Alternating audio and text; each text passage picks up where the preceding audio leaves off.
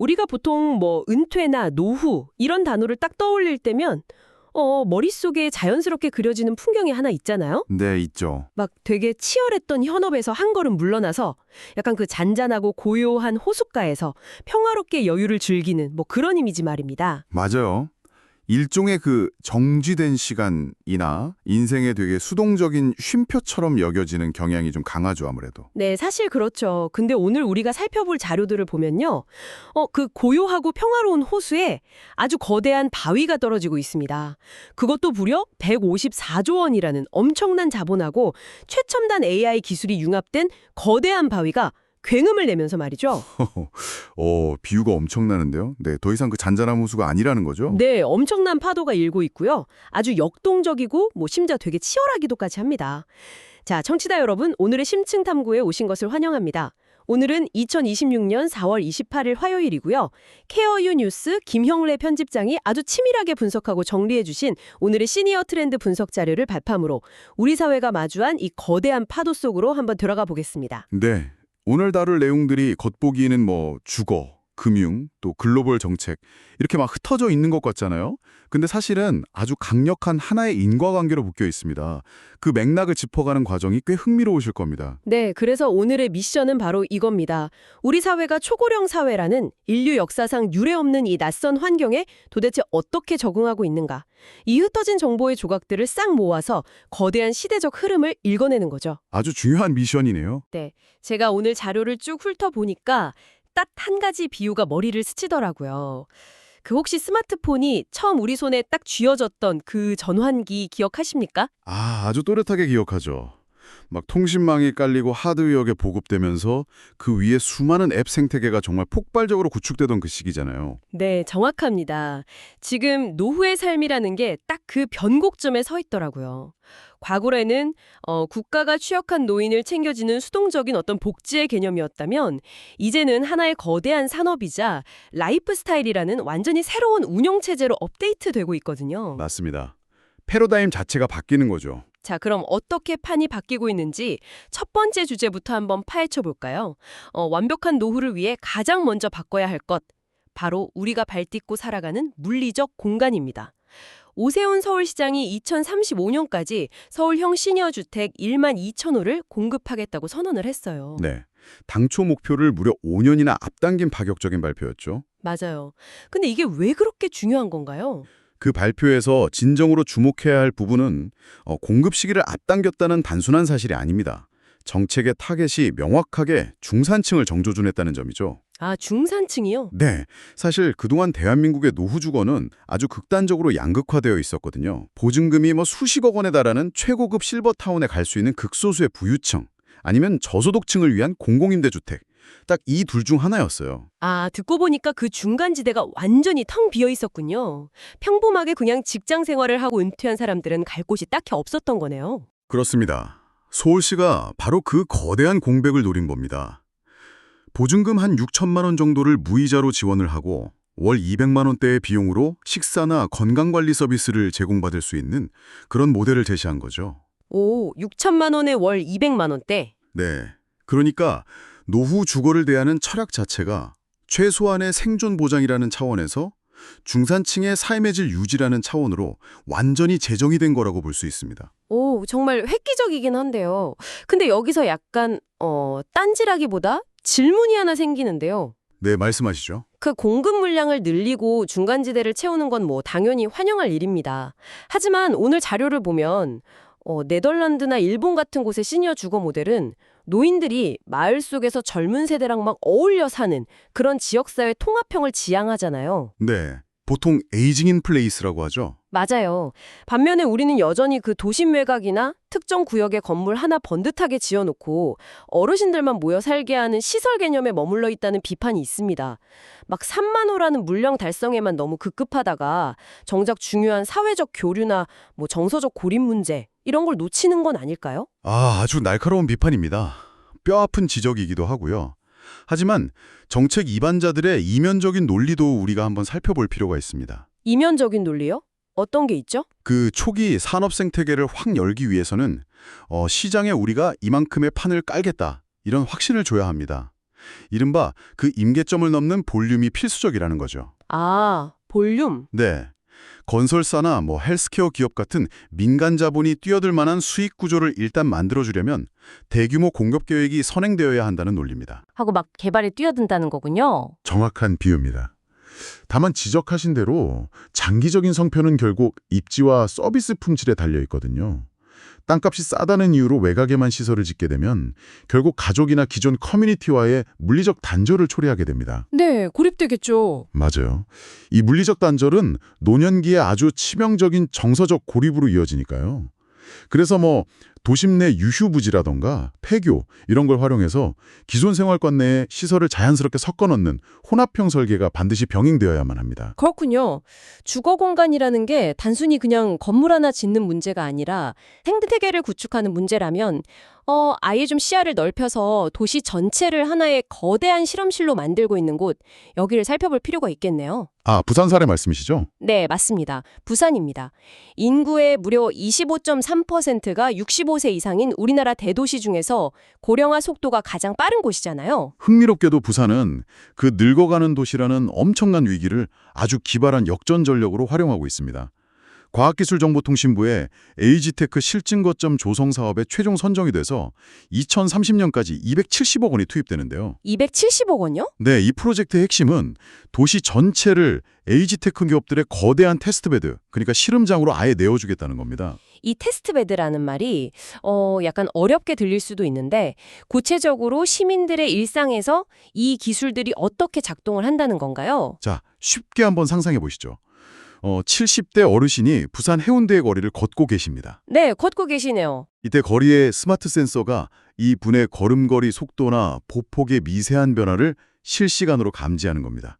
그래서 관절 건강이나 낙상 위험을 분석하고요. 또 집에 돌아와서 식사를 하실 때는 영양 상태를 체크하는 스마트 식기가 데이터를 막 수집하는 거죠. 와, 그야말로 일상이 데이터가 되네요. 맞습니다. 공급자가 그냥 연구실에 앉아서 상상만으로 기계를 뚝딱 만드는 게 아니라 실제 고령층이 생활하는 도시 환경 자체에서 쏟아지는 그 방대한 데이터를 흡수해서 서비스를 고도화하는 겁니다. 와, 서울이 아까 기기 보급에 집중하고 있다면 부산은 아예 도시 전체를 시니어 맞춤형의 아주 거대한 앱스토어로 운영을 하겠다는 거군요. 정확한 표현입니다. 근데 거기다가 어제 뉴스 보니까 금융권 움직임도 되게 심상치 않더라고요. 이건 어떤 맥락에서 봐야 되나요? 아주 중요한 포인트 짚어주셨습니다. KB국민은행이 시니어 고객 1000명에게 AI 기반의 인지 능력 검사인 알츠윈을 무료로 제공한다는 내용이 있었죠? 네, 은행이 왜 뇌건강을 체크해주지? 좀 신기했어요. 그게 핵심입니다. 결국 금융 서비스 역시 이 거대한 에이지테크 생태계의 아주 필수적인 핵심 인프라기 때문이죠. 금융권부터 지역상권, 해양관광, 또 헬스케어, 이 모든 것이 AI와 시니어 데이터라는 매개체로 하나로 쫙 연결되고 있는 겁니다. 와, 정말 완벽하게 설계된 미래 도시의 모습이네요. 근데요, 잠깐만요. 이렇게 똑똑한 도시랑 편안한 주거시설이 다 준비가 되었다고 한번 쳐보죠. 네. 근데 결국 이걸 누리려면 내 주머니에 돈이 있어야 하잖아요. 아무리 앱스토어가 화려해도 내가 결제할 수단이 없으면 그냥 그림의 떡인 건데. 그렇죠. 자본이 없으면 의미가 없죠. 네, 그래서 생존과 존엄을 지켜줄 가장 현실적인 문제, 자본과 연금 이야기로 넘어가 보려고 합니다.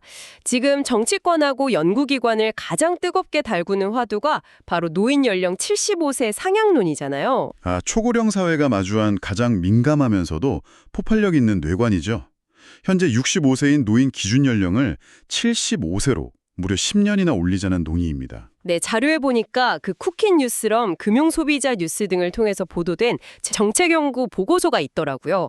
기준을 75세로 올릴 경우에 기초연금 지출을 203조 원에서 최대 603조 원까지 절감할 수 있다고 합니다. 어마어마한 액수죠. 네, 양측 입장이 정말 팽팽한데요. 청취자 여러분을 위해서 저희가 최대한 양쪽 입장을 공정하게 전해드리겠습니다.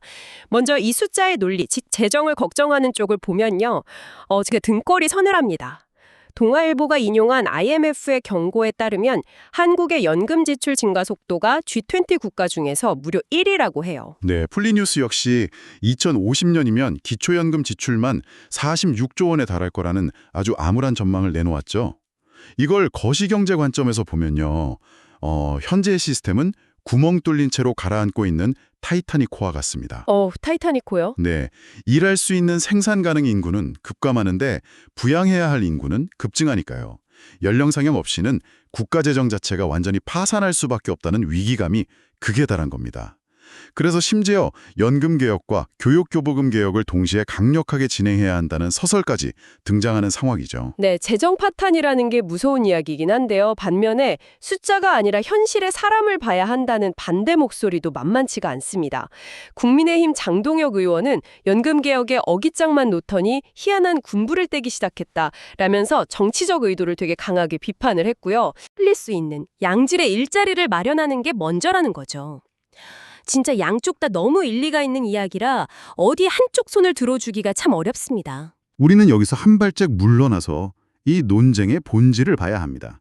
이 이슈는 단순히 돌을 얼마나 아낄 수 있느냐 이런 회계학적 문제가 절대 아닙니다. 아, 그럼요. 우리 사회가 대체 누구를 사회적 약자로 정의하고 또 어떻게 보호할 것인가 여기에 대한 아주 근본적인 철학적 합의의 문제죠. 아, 철학적 합의. 사실 저는 이 부분이 제일 걱정되거든요. 재정을 600조 원이나 아낄 수 있다는 건 진짜 매력적인 숫자지만 당장 지금 66세부터 74세 사이의 취약계층 어르신들에게는 이건 완전 생사가 걸린 문제잖아요. 그렇죠. 하루아침에 지원이 끊기는 거니까요. 그러니까요. 정부 지원이 딱 끊기면 이분들은 대체 어떻게 버티라는 걸까요? 네, 바로 그 지점이 경제학에서 말하는 소득 크레바스입니다. 소득 크레바스요? 네, 빙하에 난 아주 깊고 위험한 균열을 크레바스라고 하잖아요. 주된 직장에서 은퇴한 시점하고 실제로 내가 연금을 받기 시작하는 시점 사이, 그 텅 빈 소득의 골짜기가 생기는 현상을 말합니다. 아, 은퇴는 60세에 딱 했는데 연금은 75세부터 나온다면 무려 15년 동안 소득이 완전 제로가 되는 끔찍한 크레바스에 빠지게 되는 거군요. 그렇습니다. 따라서 기준 연령 상향이라는 결과값을 딱 도출하기 위해서는 그 15년의 공백을 채워줄 아주 촘촘한 안전망 설계가 무조건 선행되어야 합니다. 안전망이요? 네, 점진적인 정년 연장이라든가 고령자 친화적인 일자리 창출, 부분연금 수급제도 이런 완충 장치 없이 그냥 연구 결과만 띡 던지는 것은 사회적 혼란만 가중시킬 뿐이죠. 거시적인 국가연금 문제도 이렇게 골치가 아픈데요. 내 개인의 돈을 지키는 문제도 만만치가 않습니다. 여기서 또 한 번 엄청난 숫자가 등장을 해요. 네, 치매 관련 자본이죠. 맞아요. 정부가 치매머니 종합대책을 준비 중인데 현재 치매 환자가 보유한 재산 규모가 무려 154조 원에 달한다고 합니다. 154조 원. 이건 대한민국 1년 국가 예산의 약 4분의 1에 해당하는 정말 엄청난 자본입니다. 와, 4분의 1이요? 네. 그런데 이 어마어마한 자본이 경제 시스템 내에서 선순환하지 못하고 블랙홀처럼 꽉 묶여 있거나 아니면 부당하게 탈취당할 위험에 처해 있다는 게 가장 큰 문제입니다. 아니, 왜 내 돈인데 내가 못 찾고 블랙홀에 빠진다는 건가요? 그게 금융의 기본 원칙 때문이거든요. 은행이 금고문을 딱 열어주려면 본인의 명확한 의사 확인, 즉 인지 능력을 바탕으로 한 동의가 필수적으로 필요합니다. 아, 그렇겠네요. 네, 하지만 치매로 인해 인지 능력이 저하되면 금융 거래가 법적으로 그냥 올스톱 돼버립니다. 심지어 본인이 꼬박꼬박 보험료를 내서 가입해둔 치매 보험금조차도 정작 본인이 아플 때는 스스로 청구할 수가 없는 기막힌 모순이 발생하는 거죠. 아, 그래서 오늘 경제 뉴스에서 대리 청구인 지정률이 10%대에 불과하다는 점을 아주 강하게 꼬집은 거군요. 맞습니다. 내 돈을 찾을 열쇠를 아무한테도 안 맡겨놓은 상태로 금고가 그냥 철컥 잠겨버리는 셈이네요. 그럼 이 154조 원을 구출하기 위해 정부는 어떤 패키지를 준비하고 있는 건가요? 핵심은 인지 능력이 완전히 상실되기 전에 미리 안전장치를 마련하는 겁니다. 미리요. 네, 기존에 파편화되어 있던 공공신탁 제도를 넘어서 신탁, 후견인 제도, 그리고 사전 대리 청구인 지정 등을 하나의 종합 패키지로 싹 묶는 거죠. 국민연금공단이 치매 안심 재산관리 서비스 홍보에 요즘 아주 적극적으로 나선 것도 다 같은 맥락입니다. 네, 보니까 현장의 움직임도 아주 구체적이고 촘촘해지고 있더라고요. 성복구는 아예 중년층 때부터 치매 예방 앱을 쓰도록 밀착 지원을 하고 있고요. 네, 좋은 시도죠. 종로구 평창동에는 인지기능 저하를 막고 세대 간 교류를 돕는 어르신 놀이터가 만들어지고 있대요. 그리고 영암군에서는 되게 고난도 사례를 해결하려고 전문가들이 머리를 맞대고 회의까지 직접 연다고 하고요. 예방부터 자산 보호까지 그물망이 참 단단해진다는 느낌입니다. 정부와 지자체가 이렇게 전방위적으로 나서는 이유는 아주 명확합니다. 치매를 더 이상 가족들이 알아서 떠안아야 할 어떤 의료와 돌봄의 영역으로만 좁혀보지 않는다는 뜻이거든요. 아, 그럼 어떻게 보는 건가요? 금융, 법률, 주거, 그리고 거시경제까지 통째로 뒤흔들 수 있는 생애 후반 설계의 가장 강력한 리스크로 규정을 한 겁니다. 그래서 지금 국가 차원의 마스터키를 만들고 있는 과정인 거죠. 자, 그럼 여기서 잠시 시선을 국경 밖으로 한번 돌려보겠습니다. 한국이 겪고 있는 이 주거, 연금, 또 치매 자산의 딜레마들, 과연 우리만의 문제일까요? 글로벌 사례들을 보면 우리가 맞이할 미래의 시나리오가 되게 뚜렷하게 보입니다. 먼저 중국인데요. 와, 이건 정말 예고편이라기엔 너무 서늘한 경고더라고요. 네, 어제 케어유 뉴스가 집중 조명한 장수성 루동시의 루포 기사 말씀이시군요. 루동시는 과거 중국의 아주 강력한 산화 제한 정책이었던 한자녀 정책을 가장 철저하게 모범적으로 지켰던 도시입니다. 네, 그랬다고 하더라고요. 일자리랑 활력을 찾아서 도시를 다 떠나버렸어요. 그야말로 모든 것이 빨려 들어가는 인구 블랙홀이 돼버린 겁니다. 정말 심각하죠. 네, 근데 이게 무서운 이유는요. 현재 대한민국의 지방 중소도시들이 10년, 20년 뒤에 마주할 아주 정확하고도 섬뜩한 거울이기 때문입니다. 맞습니다. 방치하면 결국 노동시처럼 소멸의 길을 걷게 되거든요. 하지만 반대로 능동적으로 재설계해서 긍정적인 해답을 찾은 것도 분명히 있습니다. 어딘가요? 일본의 하치오지시가 대표적인데요. 이것은 지속가능 발전 해법 네트워크, 즉 SDSN 평가에서 아주 우수한 등급을 받았습니다. 비결이 뭐였나요? 단순히 노인복지시설만 양적으로 확 늘린 게 아니라 도시의 환경보호 정책하고 고령 친화적 설계를 딱 융합해서 전 세대가 공존할 수 있는 모델을 만들어낸 거죠. 아까 우리가 살펴본 부산의 에이지테크 실험이 왜 중요한지 이 일본의 사례가 완벽하게 증명하고 있습니다. 아, 그렇게 연결이 되네요. 그런가 하면 복지 선진국이라는 독일의 상황은 또 굉장히 복잡 미묘하더라고요. 이른바 카렌스탁 도입을 둘러싼 논쟁인데요. 병가 첫날은 무급으로 처리하자는 법안인데 이게 왜 그렇게 큰 딜레마이자 논란이 되는 건가요? 이것도 숫자를 보시면 이해가 빠릅니다. 현재 독일 노동자들의 연평균 병가 일수가 약 20일에 달합니다. 20일이요? 네. 고령 노동자가 산업 현장에 증가하면서 자연스럽게 아픈 날도 늘어난 거죠. 이로 인해서 고용주가 부담해야 하는 병가 비용만 연간 138조 원으로 추산이 됩니다. 138조 원이요? 와, 아까 우리나라 전체 치매 자산 규모에 맞먹는 돈이 매년 병가 비용으로 그냥 증발하고 있는 거네요? 맞습니다. 복지 시스템이 아무리 견고하게 잘 짜여 있어도 혜택을 누리는 고령 인구는 늘어나고 비용을 부담할 생산 인구는 줄어든다면 그 시스템은 붕괴될 수밖에 없거든요. 딜레마네요, 정말. 그렇죠. 그래서 복지국가 독일조차 아프면 쉰다는 어떤 인권의 대원칙과 시스템 파산 방지라는 냉혹한 현실 사이에서 아주 고통스러운 줄다리기를 하고 있는 겁니다. 와, 듣고 보니까 진짜 숨이 턱 막히는데요. 독일조차 저렇게 쩔쩔매고 우리는 당장 그 15년짜리 소득 크레바스를 걱정해야 하는 상황입니다. 그렇다면 여기서 제가 가장 본질적인 질문을 하나 던지고 싶어요. 네, 어떤 질문이죠? 국가 제도가 완벽해질 때까지 혹은 사회적 합의가 끝날 때까지 우리 청취자 여러분이 그냥 가만히 앉아서 기다릴 수만은 없잖아요? 당연하죠. 네, 당장 오늘부터 개인 차원에서 이 거대한 위기에 대처할 수 있는 가장 확실하고 현실적인 전략은 대체 뭔가요? 막 AI 기술을 당장 배워야 하나요? 아니면 연금을 더 빡세게 부어야 하나요? 하하, 아주 흥미롭게도요. 그 해답 역시 복잡한 독일의 기사 한 편에 숨어 있었습니다. AI 기술이나 복잡한 금융상품 같은 게 전혀 아닙니다. 정답은 바로 몸을 움직이는 노년입니다. 몸을 움직인다고요? 네. 어제 소개된 88세의 현역 가수 그리고 전직 장관의 일과를 한번 떠올려 보십시오. 아, 그 비싼 영양제나 특별한 의료 시술을 받는 게 아니라 매일매일 스쿼트나 팔굽혀펴기 같은 저강도 근력 운동을 꾸준히 하셨다는 그분들 말씀이시군요. 네, 맞습니다. 아니 근데요. 지금 154조 원짜리 치매 자본하고 국가연금 개혁이라는 거대한 이야기를 막 하다가 갑자기 개인의 맨몸 운동이 해결책이라고 하시니까 좀 뜬금없게 느껴지시나요? 네, 살짝 허무한 느낌도 들거든요. 너무 단순해서 의아하실 수 있는데 이것의 거시경제학적 나비 효과를 생각해 보셔야 합니다. 자, 한 개인이 꾸준한 근력 운동으로 스스로 화장실을 가고 밥을 먹을 수 있는 신체적 독립성을 단 1년이라도 더 유지한다고 가정을 해보죠. 네, 1년 연장. 이 1년은 개인의 존엄을 온전히 지피는 시간이기도 하지만 국가 입장에서는 천문학적인 요양병원 비용, 또 간병인 지원금, 의료복지 예산의 지출을 통째로 1년 늦추는 엄청난 세이브입니다. 세상에, 듣고 보니 소름이 돋네요. 그러니까 내가 내 건강을 스스로 유지하는 게 단순히 내 개인의 행복을 넘어서 국가의 짓눌린 의료 재정을 구원하는 가장 강력한 거시경제적 해징 수단이 된다는 뜻이군요. 정확하게 보셨습니다.